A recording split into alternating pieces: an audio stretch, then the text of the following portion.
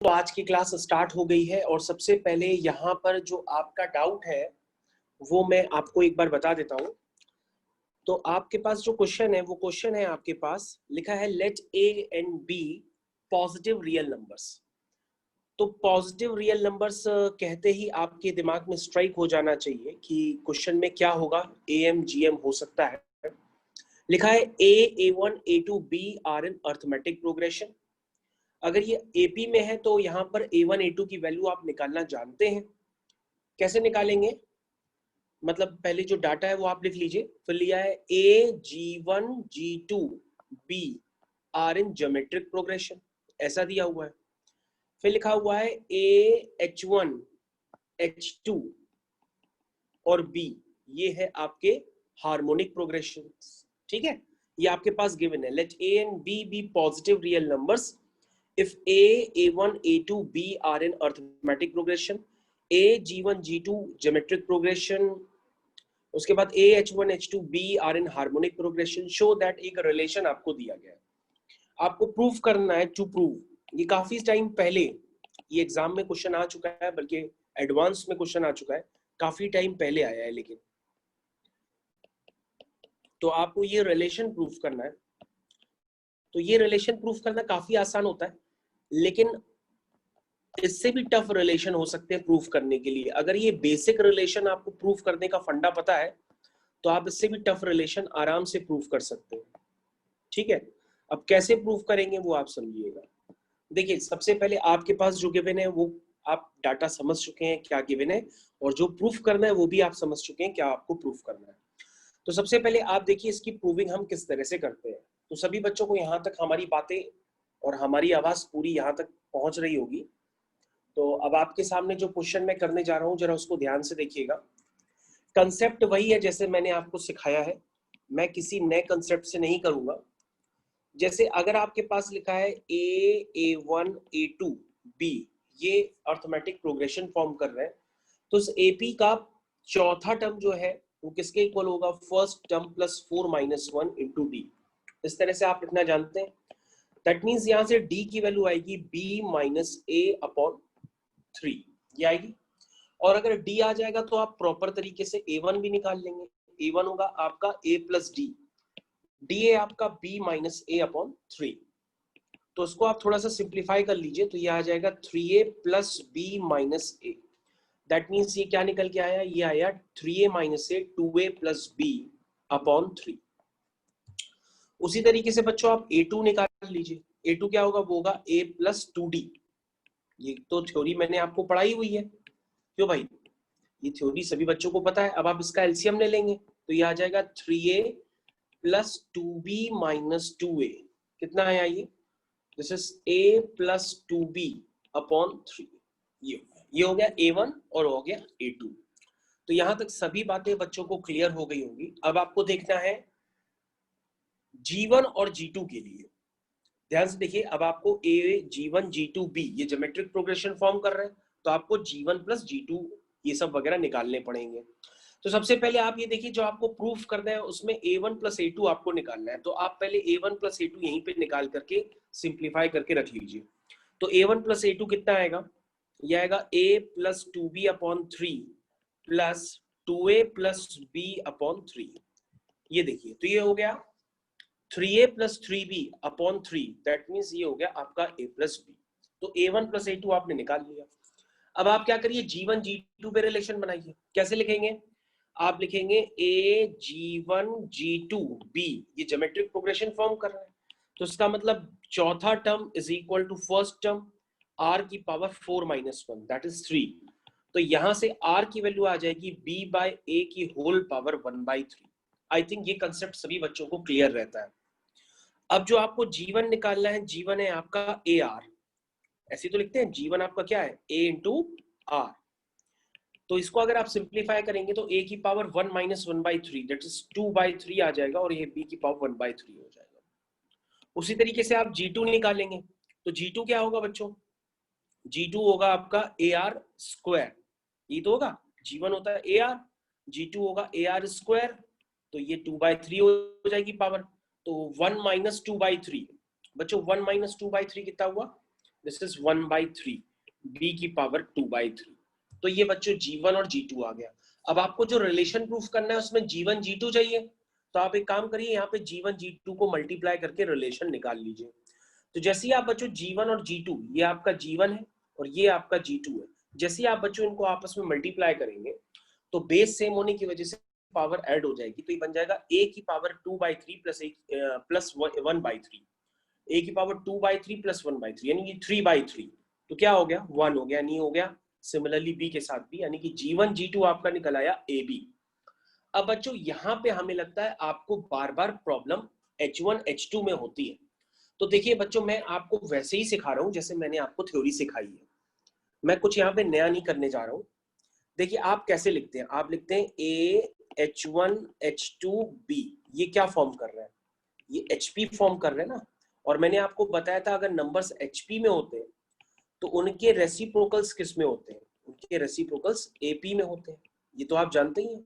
अब ये देखिए ap बन गई, तो ap का चौथा टर्म क्या है, 1/b इज इक्वल टू पहला टर्म प्लस चौथा -1 इंटू d। ठीक है, बोलो समझ में आया। ये एपी का फॉर्मूला लगा दिया जो मैंने आपको सिखाया हुआ है, बिल्कुल उसी मैनर में मैंने आपको बताया, कोई भी नया कंसेप्ट यहाँ पे अलाउ नहीं किया है मैंने। तो ये हो गया बच्चों a minus b upon 3ab, ये बच्चों आपका आ गया d। अब बच्चों आपको क्या निकालना है, h1 और h2 निकालना है। तो ये सीरीज अगर AP फॉर्म कर रही है तो जो AP का सेकेंड टर्म होगा यानी 1/h1 वो किसके इक्वल होगा, 1/a plus D, 1/a plus D. और 1/h2 किसके इक्वल होगा, 1/a प्लस 2d के। तो पहले 1/h1 निकाल लें। तो d यहाँ पर क्या है बच्चों, d है आपका a minus b upon 3ab, यही तो है d आपका, आप चेक कर लो, ये आपका d है। अब बच्चों इसको आप सिंप्लीफाई कर लीजिए थोड़ा, तो ये आ जाएगा a से a कैंसिल हो गया, क्या बचा 3b, तो ऊपर आ गया 3b plus a minus B. तो ये कितना हो गया बच्चों, ये हो गया 2b प्लस a, ध्यान से देख लीजिए, अपॉन 3ab। तो ये बच्चों 1/h1 आ गया। अगर ये 1/h1 है तो आप h1 भी निकलेंगे, तो h1 क्या होगा बच्चों, वो होगा 3ab whole divide by 2b plus a। तो आई थिंक बच्चों ये काम आप खुद से भी कर सकते हैं। सिमिलरली बच्चों अगर आप इसी कंसेप्ट को आगे यूज करेंगे, मतलब लिखेंगे 1/h2 is equal to 1/a plus 2d, d की वैल्यू पुट कर देंगे तो यहां से बच्चों h2 निकल आएगा, और h2 निकल के आएगा बच्चों 3ab upon a plus 2b,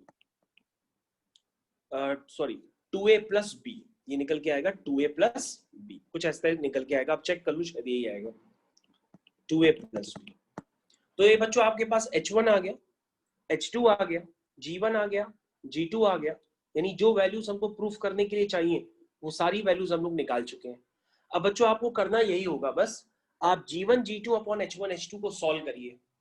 भाई g1 g2 आप निकाल चुके हैं, h1 h2 भी निकाल चुके हैं, तो g1 g2 और h1 h2 को यहाँ पर जहां पे प्रूफ करना है वहां पे इसको यहाँ पे पुट करिए। जैसे ही आप इनका रेशियो निकालेंगे तो ये रेशियो यही आएगा जो आपको प्रूफ करना है। ठीक है, 2a plus B a plus 2b upon 9ab। उसी तरीके से बच्चों आप a1 plus a2 upon h1 plus h2 निकालिए, निकाल के चेक कर लीजिए, तो आपके पास यही रिलेशन फिर से आ जाएगा। इसका मतलब LHS RHS के पूरी तरीके से इक्वल आ रहा है। इसका मतलब ये बातें क्या है, ये जो हमको प्रूफ करना था ये प्रूफ हो चुका है, ये बातें सही है, ये प्रूफ हो चुका है। अब आप देख लीजिए, आपको किसी भी स्टेप में प्रॉब्लम हो तो आप हमको बता दीजिए, मैं अभी भी बता दूंगा। ये क्वेश्चन ऑलरेडी एग्जाम में आ चुका है, लेकिन काफी पहले का क्वेश्चन है ये। ओके बच्चों, आपकी स्क्रीन पे नेक्स्ट डाउट जो है आपका वो भी मैं आपको क्लियर कर दे रहा हूँ। क्वेश्चन है if fx is equal to a minus x की power n whole power 1/n, ऐसा लिखा है। तो ये क्वेश्चन बच्चों बहुत ही आसान टाइप क्वेश्चन होते हैं। क्या करिए आप, सबसे पहले आप अपना fx लिखिए, fx है आपका a माइनस x की power n whole power 1/n। अब बच्चों आपके पास क्या निकालना है, आपको निकालना है f ऑफ fx, और ये इक्वेशन f ऑफ fx में तभी कन्वर्ट होगी जब आप इस पूरी इक्वेशन में x को fx से रिप्लेस कर देंगे।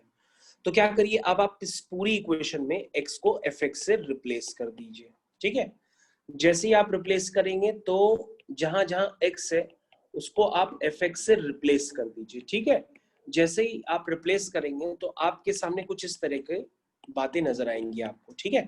चलिए देखिए, तो ये हो गया a minus F x. F x क्या है? ये है a माइनस एक्स की पावर n। देखिए भाई, एफ एक्स में आपको क्लियर कट दिखा रहा हूं क्या है, जरा ध्यान से देखिए।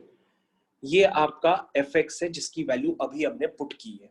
देख लीजिए, आपका एफ एक्स ऊपर लिखा हुआ है, एफ एक्स की वैल्यू मैंने ये पुट कर दी है। और एफ एक्स की होल पावर क्या है? ये n, और ये पूरी पावर भी 1/n। अब आप देख लीजिए, आपको ये स्टेप क्लियर होना चाहिए। अगर ये स्टेप नहीं क्लियर है तो फिर आगे आपको नहीं समझ में आएगा। ये स्टेप आपको प्रॉपरली क्लियर होना चाहिए। अब आप ध्यान से देखिए, ये वाला n, ये वाला n इस n से कैंसिल हो जाएगा। आई थिंक ये वाले स्टेप आपको क्लियर हो गए होंगे। अब इसके अंदर बचेगा a माइनस माइनस प्लस, ठीक है, x की power n whole power 1/n, ठीक है। तो ये हो गया f of F X is equal to, ध्यान से देखिए, a से a कैंसिल हो गया, x की पावर n, n से भी कैंसिल हो गया, ये सिर्फ x आ गया। तो अब आप क्वेश्चन देख करके समझ गए होंगे, क्वेश्चन तो काफी इजी है, कोई टफ क्वेश्चन थोड़ी नहीं है। तो जिसका भी डाउट था उसको समझ में आ गया होगा, आई होप। ओके, जिसका डाउट है उसको समझ में आ गया। तो अब आप डाल सकते हैं, हम लोग करने जा रहे हैं क्वाड्रेटिक इक्वेशंस के डाउट्स को, या उनकी जो प्रॉब्लम्स हैं, एग्जाम्स के जो क्वेश्चंस हैं जो ज्यादातर एग्जाम्स में आ चुके हैं, हम लोग उन क्वेश्चंस का डिस्कशन करते हैं, ठीक है। तो यहाँ से क्लास अब हम लोग स्टार्ट कर रहे हैं फॉर क्वाड्रेटिक इक्वेशंस, ठीक है ना। तो आप हेडिंग डाल दीजिएगा, अब मैं आपको डाउट्स नहीं बता रहा हूँ, दिस इज क्वाड्रेटिक इक्वेशंस, ठीक है। तो क्वेश्चन यहाँ पे आपके सामने सबसे पहले, this is JEE Mains, the value of a for which the value of a for which the sum of squares of the roots of equation equation है आपकी x square minus a minus 2 times x minus a minus 1 is equal to 0 assumes the least value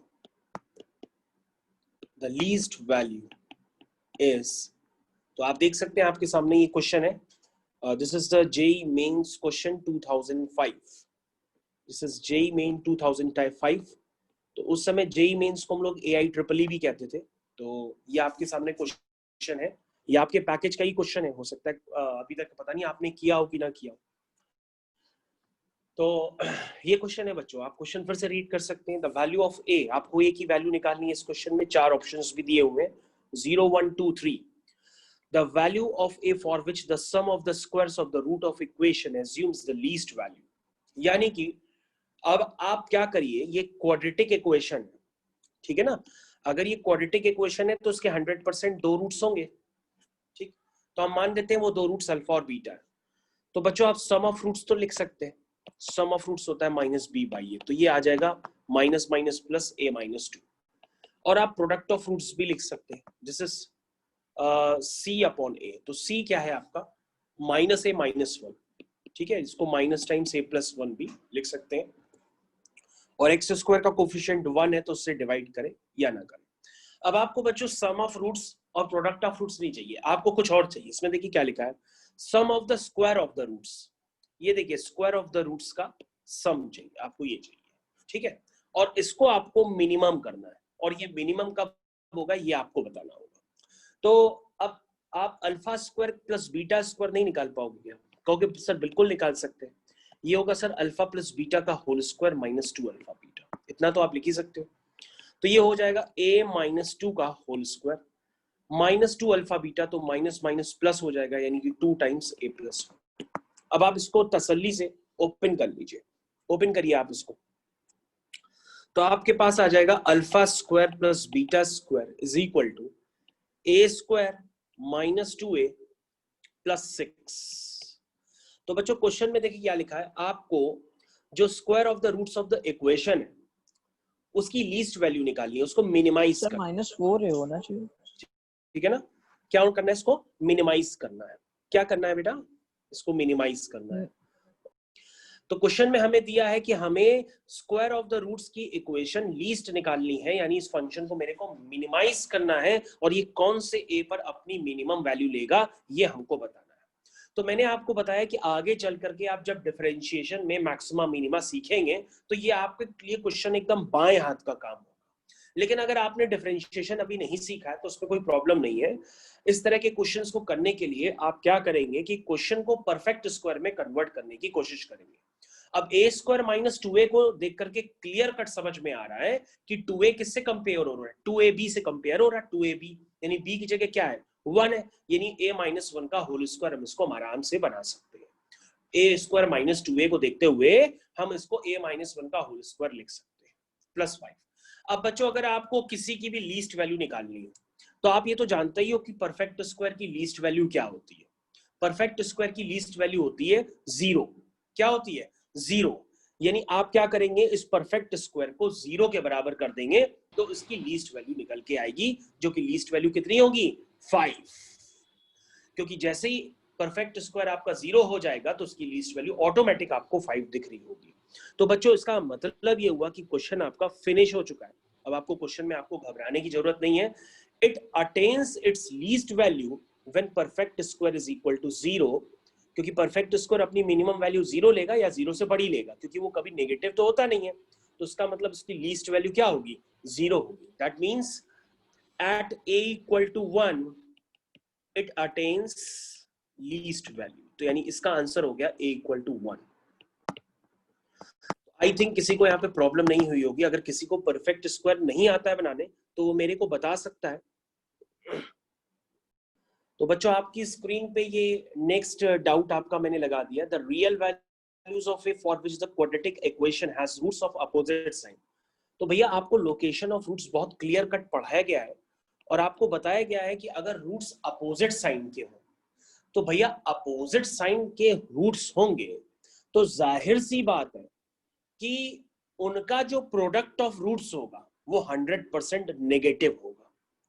नहीं समझे, उनका जो product of roots होगा वो 100% negative होगा। तो ये तो बात आप समझते हैं। जैसे एक मान लीजिए +3 है, एक -3 है ना, तो ये क्या हो गया, अपोजिट साइन के हो गए, तो इनका प्रोडक्ट ऑफ रूट्स आप निकालेंगे तो क्या आएगा, -9 आ रहा है ना, तो -9 क्या हुआ, लेस देन 0 हुआ, तो इनका product of roots less than 0 होगा। और डिस्क्रिमिनेंट पे तो आप कंडीशन लगाएंगे ही लगाएंगे। तो आपके पास दो कंडीशन से काम हो जाएगा यहाँ पे। एक होगा d ग्रेटर और इक्वल टू 0, और जो प्रोडक्ट ऑफ रूट्स है यानी कि अल्फा बीटा वो भी लेस देन 0 होगा।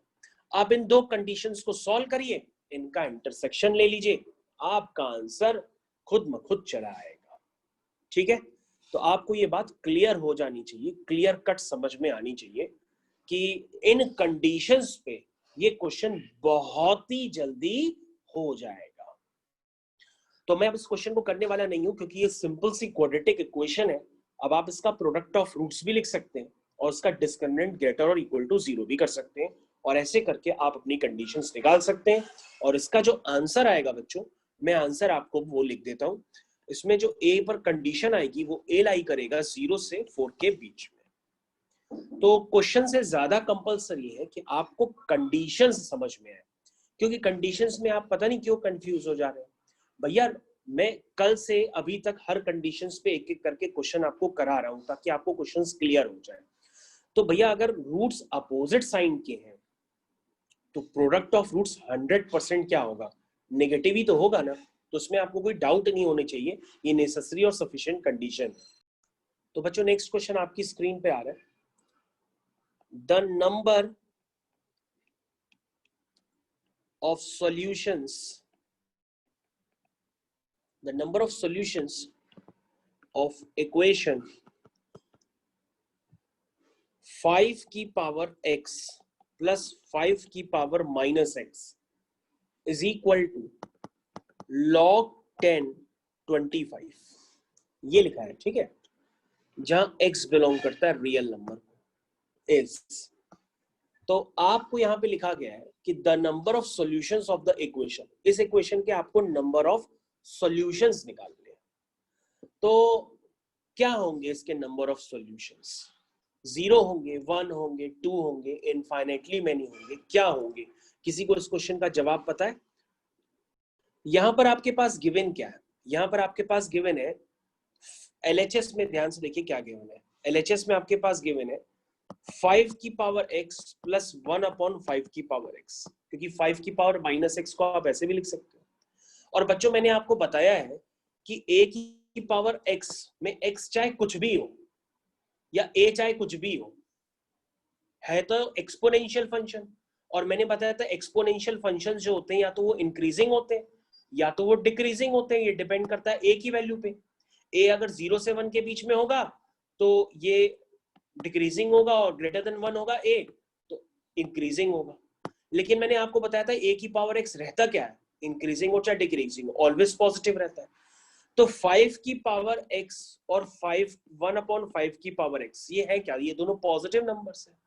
तो मैंने बताया था इनकी हम लीस्ट वैल्यू बताए थे ना, कैसे निकालते हैं।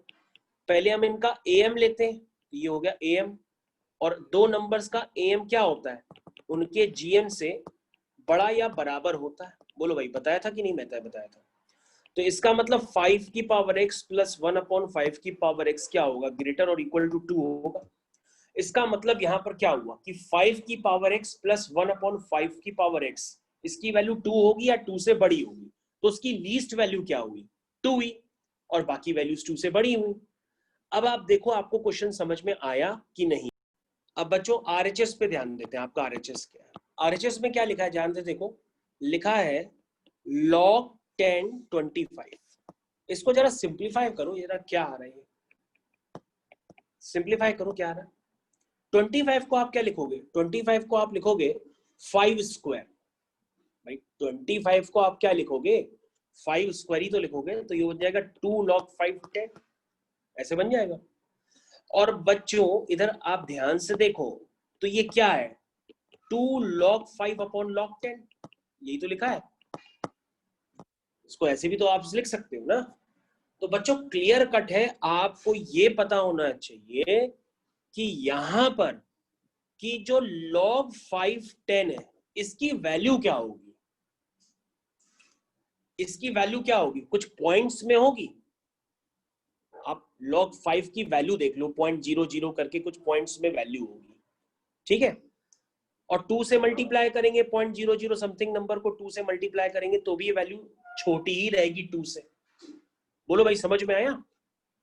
तो बच्चों जो आपका RHS है वो 2 से छोटा है, और जो LHS है वो 2 या 2 से बड़ा है। तो ये बताओ बच्चों, LHS और RHS कभी आपस में इक्वल हो सकते हैं? नहीं हो सकते, क्योंकि LHS की जो वैल्यू है वो मिनिमम वैल्यू 2 है और बाकी 2 से बड़ी है, और जो RHS है उसकी वैल्यू तो 2 भी नहीं है, 2 से भी छोटी है। इसका मतलब LHS और RHS कभी आपस में इक्वल हो ही नहीं सकते। जब LHS और RHS आपस में इक्वल कभी नहीं हो सकते, तो ऐसे केस में इसका सॉल्यूशन क्या होगा, नो सॉल्यूशन, मतलब जीरो। इसका कोई भी सॉल्यूशन नहीं है, तो इसके नंबर ऑफ सॉल्यूशंस क्या हुए, 0। तो आपको आंसर क्या लिखना पड़ेगा कि नंबर ऑफ सॉल्यूशंस इज 0, ठीक है। तो आई थिंक ये काफी सारे बच्चों का डाउट होगा, तो समझ में आ तो गया होगा। तो बच्चों क्वाड्रेटिक इक्वेशन का नेक्स्ट क्वेश्चन ये रहा आपकी स्क्रीन पे। क्वेश्चन है the number of real roots of the number of real roots of 6 minus x की whole power 4 plus 8 minus x की whole power 4 is equal to 16 is। तो बच्चों उसके हमें नंबर ऑफ रियल रूट्स निकालने हैं। तो आंसर दिया हुआ है, इसके रियल रूट्स 0 होंगे, 2 होंगे, 4 होंगे, नन ऑफ दीज होंगे। इस तरह से ये आंसर दिए हुए। तो इस तरह के क्वेश्चंस को करने के लिए काफी सारे लोगों के पास ये प्रॉब्लम क्रिएट हुई है। तो बच्चों अगर आप इस क्वेश्चन को डायरेक्टली ओपन कर देंगे, जैसे पावर 4 देख करके आपने क्या लिखा कि 6 माइनस एक्स का whole square into 6 minus X का होल स्क्वायर, अगर आप इसको इस तरह से ओपन कर देंगे तो ये क्वेश्चन होगा तो, लेकिन होने में इतना टाइम लगेगा कि आपको लगेगा एक मोमेंट पे कि आपसे क्वेश्चन गलत हो रहा है। ठीक है ना। तो इस तरह के क्वेश्चन हो सकते हैं एग्जाम्स में। इसको जल्दी करने का तरीका क्या होता है, आप ध्यान से देखो 6 - x और 8 - x, अगर आप ध्यान से देखो तो 8 - x क्या है, 8 - x को हम क्या लिख सकते हैं, हम ऐसे लिख सकते हैं कि 2 + 6 - x। ध्यान से देखो 8 - x और 6 - x में अगर हम 8 - x को क्या लिख सकते हैं, ऐसे तो लिख सकते हैं 2 + 6 - x। तो आप रूट्स को एक दूसरे के टर्म्स में इंटर रिलेट कर लोगे, मतलब आपसे क्वेश्चन फिर थोड़ा जल्दी हो सकता है। तो मैं आपको बता रहा हूं इंटर रिलेट कैसे करो। आप कोई भी एक ट्रांसफॉर्मेशन पुट कर दो, जैसे आपको जो भी समझ में आया हो हमारी बात से, जैसे मान लीजिए y = आपने 7 - x, ये देखिए ट्रांसफॉर्मेशन, हमने एक ट्रांसफॉर्मेशन पुट किया है, जैसे y = 7 - x, ऐसा हमने पुट किया है, या x = 7 - y, ऐसे भी आप लिख सकते हैं। आप इस तरह से ये ट्रांसफॉर्मेशन पुट कर लीजिए, या x = 7 - y, मतलब आपको एक दूसरे के टर्म्स में रिप्रेजेंट करना है, वो आपके ऊपर है कैसे रिप्रेजेंट कर लें किसी एक के टर्म में। जैसे आप यहाँ ध्यान से देखिए, अगर हम x = 7 - y यहाँ पे डाल देते हैं तो ये क्या बन जाता है, ये बन जाता है y + 1 की होल पावर 4 और y - 1 की होल पावर 4 = 16। ठीक है, अब बच्चों आप इसको ओपन करिए, अब थोड़ा सा ये जल्दी कट पिट जाएगा। हालांकि पहले भी आप ओपन कर सकते थे लेकिन क्वेश्चन थोड़ा बड़ा हो जाता, ठीक है, लेकिन अब आप ओपन करेंगे तो क्वेश्चन जल्दी हो जाएगा। और बाय द वे ये भविष्य में आप बहुत ही जल्दी ओपन कर पाएंगे, क्योंकि आप बाइनोमियल थ्योरम आपके कोर्स में है, तो बाइनोमियल थ्योरम तब तक आप सीख चुके होंगे। तो बाइनोमियल थ्योरम जब आप सीख जाएंगे तो आप इस क्वेश्चन को बहुत ही जल्दी, मतलब जो अभी मैं शॉर्टकट लगा रहा हूँ, एक ट्रिक लगा रहा हूँ सिमेट्री बनाने की, उस सिमेट्री की भी जरूरत आपको नहीं पड़ेगी, आप बिना ही मेरी हेल्प के बाइनोमियल थ्योरम से इसको एक्सपेंड कर लेंगे और आपके पास कुछ इस तरह से इक्वेशन बन जाएगी। अब आप इसको फैक्टराइज कर लीजिए, जब आप इसको फैक्टराइज करेंगे तो y² - 1 y² + 7 = 0 आ जाएगा। अब y² + 7 0 तो हो नहीं सकता, तो y² - 1 0 होगा। ठीक है ना, तो y² - 1 को 0 करेंगे तो y की वैल्यू +-1 आएगी, और y की वैल्यू हम यहाँ पे पुट कर देते हैं। y की वैल्यू क्या है, 7 - x = एक बार 1 लेंगे और 7 - x = -1 लेंगे। तो यहाँ पे बच्चों x की दो वैल्यूज आएंगी 6 और 8। तो आई थिंक सभी बच्चों को ये क्वेश्चन तो क्लियर, कुछ ना कुछ तो हुआ ही होगा। भाई ये क्वेश्चन आप आगे चल के कर सकते हैं जब आप बाइनोमियल थ्योरम अच्छे से सीख लेंगे। ठीक है बच्चों, हम लोग अब आगे कंटिन्यू करते हैं, और आपके सामने जो क्वेश्चन आ रहा उसको ध्यान से देखिएगा। क्वेश्चन है, लिखा है if 1 + k times tan square x minus 4 tan x minus 1 plus k is equal to 0 has real roots, then which of the following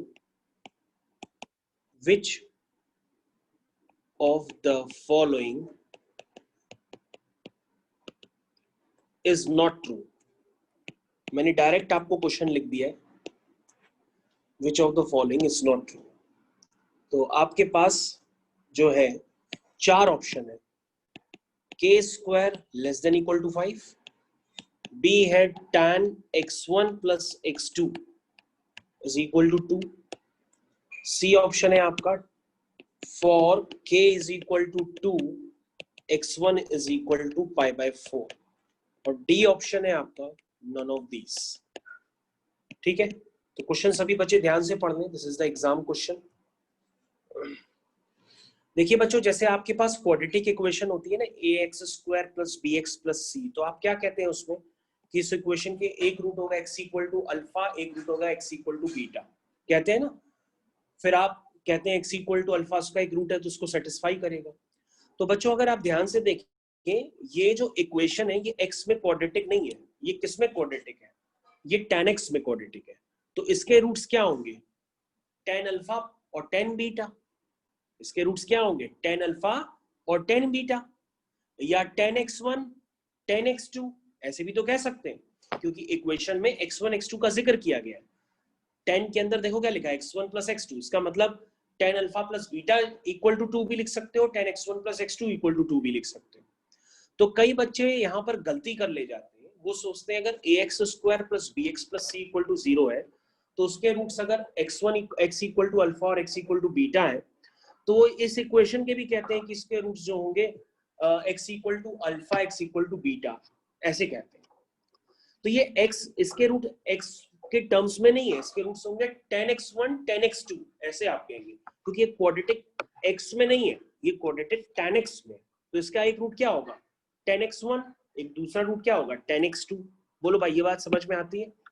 समझ में आ गई होगी। तो आप इस इक्वेशन का डायरेक्टली पहले सम ऑफ रूट्स निकालिए जरा, सम ऑफ रूट्स। तो सम ऑफ रूट्स क्या होगा, सम ऑफ रूट्स होगा 4/1 प्लस के। प्रोडक्ट ऑफ रूट्स निकालिए, तो 10x1 10x2, this is product of roots, this is k minus 1 upon k plus 1। अब बच्चों 10x1 plus x2 तो आप निकाल ही सकते हो, निकाल सकते हो ना। 10a plus b क्या होता है 10a plus 10b upon 1 minus 10a into 10। ठीक है, आप लिख सकते हो ऐसे। अब आप इसकी सारी वैल्यूज यहाँ पर पुट कर दो, सारी वैल्यूज जो आपने निकाली है वो यहाँ पे पुट कर दो आप। जब सारी वैल्यूज आप यहाँ पे पुट करोगे ना, 10x1 plus 10x2 1 minus 10x1 10x2, सारी वैल्यूज आप पुट कर दो तो आपके पास ये सॉल्व होकर के आ जाएगा 2।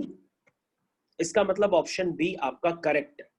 लेकिन इसने तो ये नहीं पूछा कौन सा करेक्ट है, ये तो पूछ रहा कौन सा इनकरेक्ट है, ये पूछ रहा है। ठीक है, या जो भी है, आपकी एक कंडीशन तो आ गई कि 10x1 plus x2 is equal to 2 है। ठीक है, अब बच्चों इसने देखा है कि एक सी ऑप्शन देखो क्या लिखा है, सी ऑप्शन में लिखा है कि जब k 2 होगा तो x1 π/4 होगा। तो आप एक काम करो, जो आपकी क्वाड्रेटिक इक्वेशन है उसमें k की जगह 2 डाल दो और k की जगह 2 डाल के उस क्वाड्रेटिक इक्वेशन को बना लो 10x के टर्म्स में और उसको फैक्टराइज करो। देखो आपका x1 π/4 आ रहा है, चेक करके देखो जरा, चेक करके देखो। ऐसे ही किए जाते हैं भैया क्वेश्चन एग्जाम में।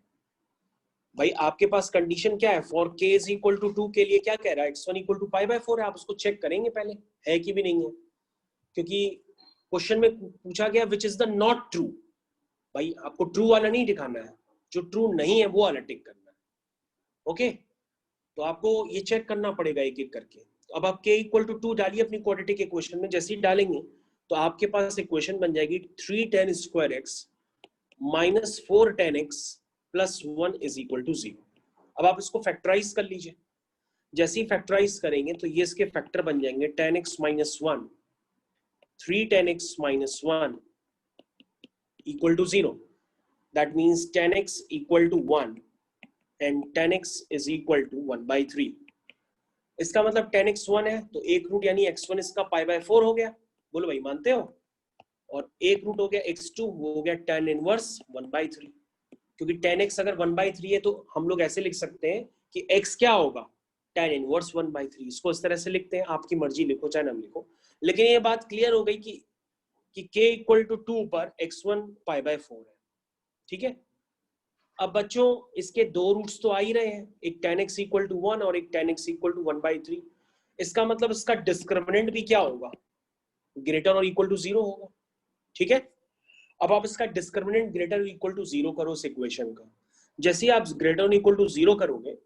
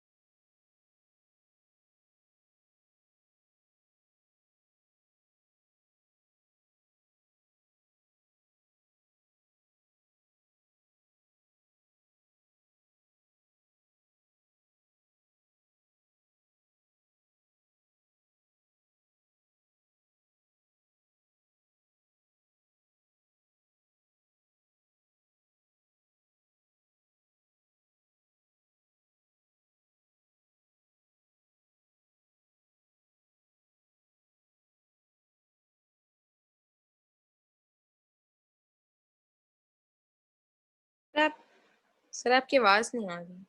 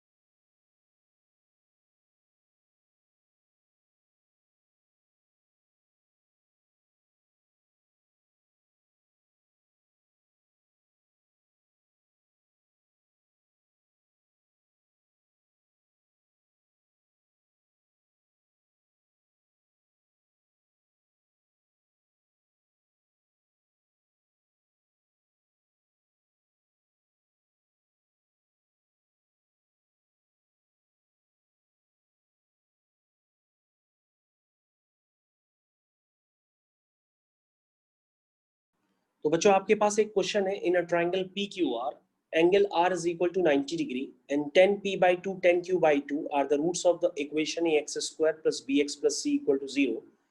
देन आपके पास चार कंडीशंस दी हैं, आपको आंसर निकालना है।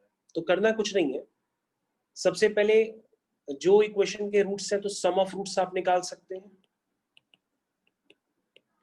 प्रोडक्ट ऑफ रूट्स भी आप निकाल सकते हैं, सी बाई होता है, ठीक है। अब आप क्या यूज करेंगे, tan a प्लस बी, ए की जगह p बाई 2 और b की जगह q बाई 2, तो tan a प्लस बी होता है tan a plus tan b whole divide by 1 minus tan a into tan b। यहाँ वैल्यूज आप पुट कर दीजिए, this is minus b by a, this is 1 minus c by a, ये values मैंने put कर दी। और बच्चों ध्यान से देखो, p by 2 plus q by 2 का जो सम है वो 45 डिग्री है, तो उसको 45 लिख दो और आप इस इक्वेशन को सॉल्व कर लो। जैसे ही आप सॉल्व करोगे तो आपके पास बन जाएगा 1 is equal to minus b by a 1 minus c by a, ठीक है। अब आप इस इक्वेशन को सॉल्व कर लो, सॉल्व करते ही आपके पास एक कंडीशन आ जाएगी, इस वाली पार्ट को आप सॉल्व कर लीजिए, सॉल्व करते ही आपके पास एक कंडीशन आ जाएगी a plus B is equal to C, this is the answer. तो आपका ऑप्शन निकल आया है। ओके बच्चों, नेक्स्ट क्वेश्चन आपकी स्क्रीन पे आ रहा है, ये लीजिए क्वेश्चन आ गया। क्वेश्चन है, if A B C are in HP, ध्यान से देखिएगा, if A B C are in HP, then the equation है आपके पास। बच्चों ये बहुत कॉमन इक्वेशन है और आपको कई जगह दिखाई भी देगी, ठीक है। तो आप इस तरह की इक्वेशंस को देख करके समझ जाइएगा, क्योंकि आगे आपको काफी बार मिलेगी। अगर हो सकता है आपने अभी तक नहीं लगाई हो तो आप ध्यान दीजिएगा। देखिए बच्चों, ये एक इक्वेशन है, आपको बताना है कि एबीसी अगर HP में है तो ये जो इक्वेशन है उसमें चार पॉसिबिलिटीज हो सकती हैं, कौन कौन सी सही होगी उसमें। Has real and distinct roots, has equal roots, has no real roots, none of these. तो इस इक्वेशन के रूट्स बच्चों इक्वल होते हैं, ठीक है ना, मतलब दोनों रूट्स आप इसके इक्वल होते हैं। अब बच्चों क्या होता है कि इस तरह के क्वेश्चंस को करने के लिए अगर आप ध्यान से देखें तो इस इक्वेशन का एक रूट तो आप ऑब्जर्वेशन मेथड से निकाल सकते हैं, क्योंकि ऑब्जर्व करने के अलावा और कोई यहाँ पे चांस नहीं है, मतलब आप उसके अलावा क्वेश्चन जल्दी हो नहीं पाएगा। तो आप ऑब्जर्व कैसे करेंगे, आप देखेंगे कि a times b minus C, b times c minus a, c times a minus b। तो अगर हम इन सबका सम करें, यानी ab minus a c plus b c minus b a plus c a minus c b, तो इन सबका सम क्या आएगा, 0 आएगा। और ये सब आपस में सम कब करेंगे, जब x इक्वल टू 1 आएगा। तो बच्चों हम ऑब्जर्वेशन से कह सकते हैं, बाय ऑब्जर्वेशन, कि x equal to 1 is root of equation. क्योंकि देखो x इक्वल टू 1 डालने पे क्या बन गया LHS, 0 बन गया है, इसलिए x इक्वल टू 1 क्या बन गया, उसका एक रूट बन गया। अब भाइयों आपको इस तरह की इक्वेशन यहां नहीं कई जगह दिखाई देगी, ठीक है ना। तो आप ये याद रखो कि ऑब्जर्वेशन मेथड से कभी कभी हम लोग इक्वल रूट्स होते हैं या रूट्स होते हैं, तो ऑब्जर्वेशन मेथड से इस तरह की इक्वेशंस का निकल आता है, ठीक है ना। हो सकता है इक्वेशन इस तरह से लिखी हो कि a minus b times x square plus b minus c times x plus c minus a, तो उसका भी x इक्वल टू 1 इसका एक रूट होगा, क्योंकि सबका sum a minus b plus b minus c सब सम करोगे तो फिर कैंसिल होके 0 आ जाएगा, ठीक है। अब इसके जो रूट्स हैं, ध्यान से देखिए, उसके जो रूट्स हैं ए बी सी, वो किसमें है, ए बी सी किसमें है, एचपी में। एचपी नहीं जानते तो आप ऐसे लिख दो भाई, 1 by A 1 by B 1 by सी किसमें है, एपी में। ये भी नहीं जानते हो तो एपी का मतलब ये होता है कि 1 by B minus 1 by A is equal to 1 by C minus 1 by B. ये सब समझते होंगे ना। अब बच्चों करना क्या है, इस इक्वेशन का मेरे को दूसरा रूट निकालना है। एक रूट तो हमको पता पड़ गया ऑब्जर्वेशन से 1 है, दूसरा रूट मान लो अल्फा है। तो इस इक्वेशन का, जिसमें मैं रेड मार्क लगा रहा हूं, प्रोडक्ट ऑफ रूट्स लिखो।